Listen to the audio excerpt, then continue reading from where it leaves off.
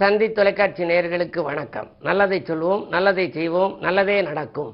இன்று 9/9/2024 திங்கட்கிழமை விசாகம் நட்சத்திரம் மதியம் 3:43 வரை, பிறகு அனுஷம். இன்றைக்கு சஷ்டி விரதம்.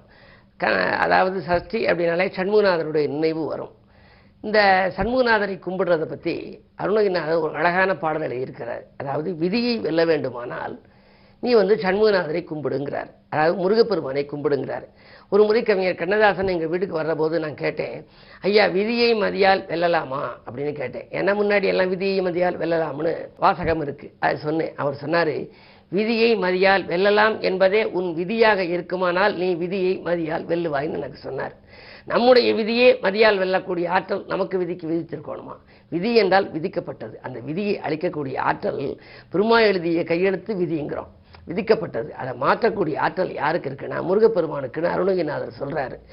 செயல்பட்டு அழிந்தது செந்தூர் வயல் பொழில் சூழ் தேங் கடம்பின் மால்பட்டு அழிந்தது பூங்கொடியார் மனம் மா மயிலோன் வேல்பட்டு அழிந்தது வேலையும் சூரனும் வெற்பும் அவன் கால்பட்டு அழிந்தது இங்கு என் தலைமேல் அயன் கையெழுத்தேன்னு ஒரு பாடல் அருணகிரிநாதர் பாடியிருக்காரு.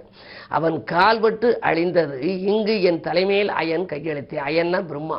பிரம்மாவினுடைய அந்த கையெழுத்தை மாற்றக்கூடிய ஆற்றல் இந்த முருகப்பெருமானுடைய கால் பட்டதுனால வந்துச்சான். ஆகையினாலே தான் வாழ்விலே எவ்வளவு முயன்றாலும் ஒரு சிலருக்கு ஓரளவு தான் வெற்றி கிடைக்கும். போட்டதெல்லாம் உழைக்காது, கேட்டதெல்லாம் கிடைக்காது, நினைச்சதெல்லாம் நடக்காது. ஆனால் அதுதான் கண்ணதாசன் சொன்னார், நதியினில் வெள்ளம் கரையினில் நெருப்பு இரண்டுக்கும் நடுவே இறைவனின் சிரிப்புனார். அப்போ வாழ முடியாமல் மயக்க நிலையில் இருக்கீங்களா, முருகப்பெருமானை கும்பிடுங்க. முருகப்பெருமானை கும்பிடுவதற்கு ஒரு நாள் சஷ்டி.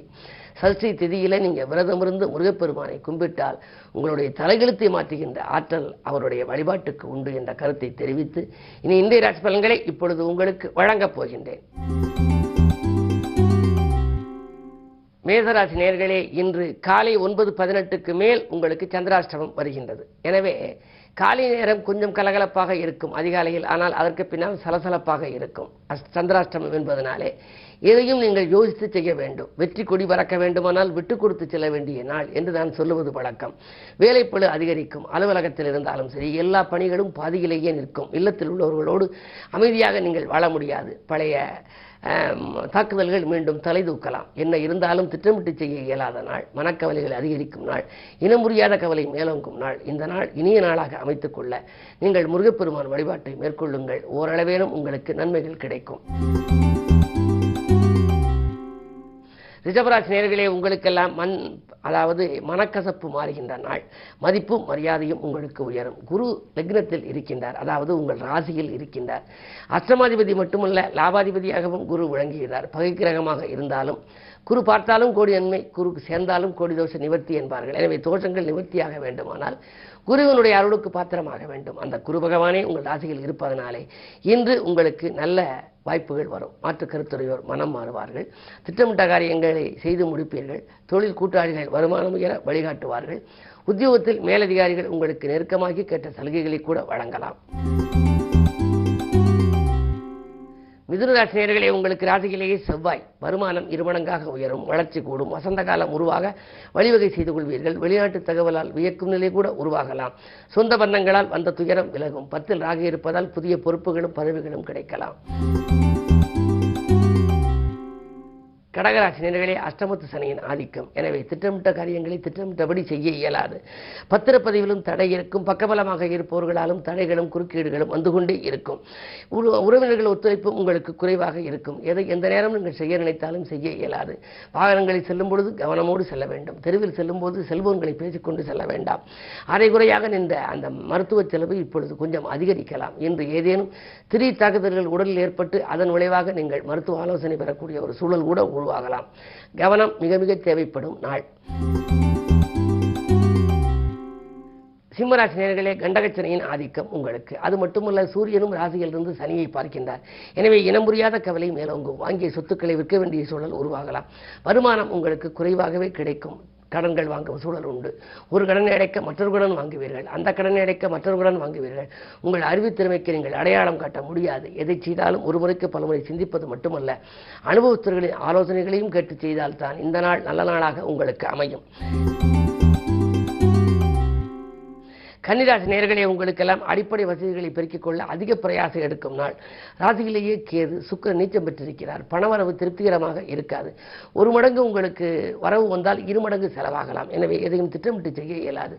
குரு பார்வை இருந்தாலும் கூட குரு சுக்கிர பார்வை இருப்பதால் சில காரியங்கள் கடைசி நேரத்தில் கை நழுவி செல்லும். கல்யாண கனவுகள் நனவாகாமல் போகலாம். அதிகார பதவியில் உள்ளவர்களின் ஆதரவு குறையும். உத்தியோகத்தில் கூட உங்களுக்கு வேலைப்பளு கூடுதலாக இருக்கும். மேலதிகாரிகளின் வெறுப்புக்கு ஆளாக நேரிடும். கவனம் தேவை.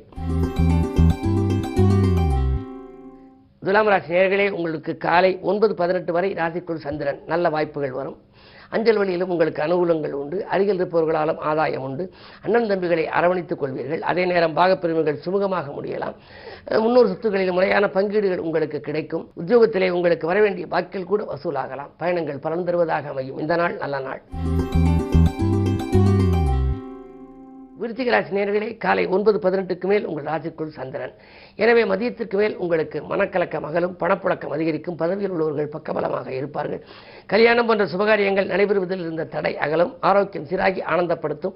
அடுத்தவர் நலன்கிறது எடுத்த முயற்சியிலும் ஆதாயம் கிடைக்கும். அதிகார வர்க்கத்தின் ஆதரவோடு ஒரு நல்ல காரியங்களை செய்து முடிப்பீர்கள். உத்தியோகத்தில் உங்கள் கருத்துக்களுக்கு மேலதிகாரிகள் மதிப்பும் கொடுப்பார். உத்தியோகத்தில் முக்கியத்துவமும் உங்களுக்கு கொடுப்பார்கள். உங்கள் கை ஓங்கும். இந்த நாள் நல்ல நாள். தனுசு ராசி நேயர்களே, 6லே குரு, 7லே செவ்வாய், 9லே சூரியன் புதன். புது சூரிய சேர்க்கை உங்களுக்கு புத ஆதித்ய யோகத்தை கொடுக்கும் என்றாலும் கூட 7லே செவ்வாய் இருப்பது அவ்வளவு நல்லதல்ல. விரையாதிபதி செவ்வாய், பஞ்சமாதிபதி. பிள்ளைகளால் விரயம் ஏற்படும். உங்களை கேட்காமலேயே ஏதாவது ஒரு காரியத்தை செய்து அதன் விளைவாக பிள்ளைகளுக்கு விரயம் செய்யும் சூழல் உருவாகலாம். அயல்நாடு சென்ற பிள்ளைகள் தாய்நாடு திரும்ப முடியாமல் தவிக்கலாம். வேலை கிடைக்காமல் போகலாம்.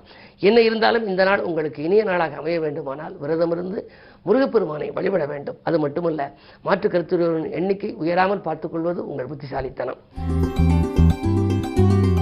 மகர ராசி நேயர்களே, குரு பார்வை இருக்கின்றது. குரு வர்க்க கோடியன்மை என்பதனாலே இன்று கருத்து வேறுபாடுகள் அகலும். கவலைகள் தீரும். காரிய வெற்றி சிறப்பாக உங்களுக்கு கிடைக்கும். முகத்தில் பொலிவும் அகத்தில் தெளிவும் கொண்டு முன்னேற்றம் காணப்போகின்றீர்கள்.